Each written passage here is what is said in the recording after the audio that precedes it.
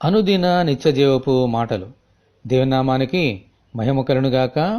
దేని వాక్యాన్ని చదువుకుందాము. ఎవడైనను వాక్యమును వినువాడై ఉండి దాని ప్రకారము ప్రవర్తింపని వాడైతే వాడు అద్దములో తన సహజముఖమును చూచుకొను మనిషిని పోలి ఉన్నాడు. వాడు తను చూచుకొని అవతలికి పోయి తానెట్టివాడో వెంటనే మరిచిపోవును గదా. యాకోబు రాసిన పత్రిక 1వ అధ్యాయము 23, 24 వచనములు.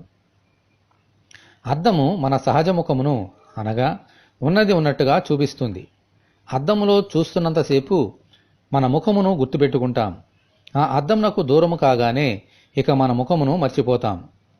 అటువలనే దేవుని వాక్యము అనే అద్దము కూడా మన జీవితాలను ఉన్నది ఉన్నట్టుగా చూపిస్తుంది.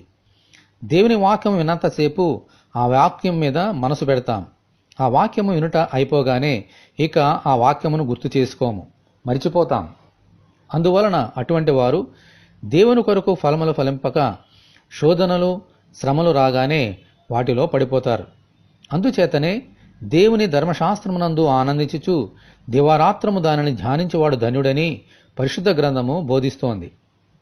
అలాగూ దివారాత్రము దేవుని వాక్యమును ధ్యానించినప్పుడు తన కాలమందు ఫలమిచ్చు చెట్టువలే ఉంటూ దేవుని కొరకు జీవించగలుగుతాము.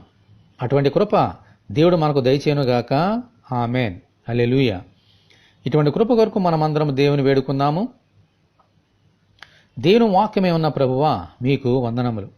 మీ వాక్యమును దివారాత్రమును ధ్యానించుచు మీ వాక్యమునందు బ్రతుకున్నట్లు అనుగ్రహించమని, ఈ వాక్యం వింటున్నాని బిడ్డలందరినీ ఎలాగున దీవించమని ప్రభువైన యేసుక్రీస్తు ద్వారా ప్రార్థన చేయుచున్నాము తండ్రి. ఆమేన్. తండ్రి అయిన దేవుని నుండి మన ప్రభువైన క్రీస్తు యేసు నుండి కృపయు కనికరమును సమాధానమును మనకు కలుగునుగాక. ఆమేన్. పరిశుద్ధ దేవుని మందిరము.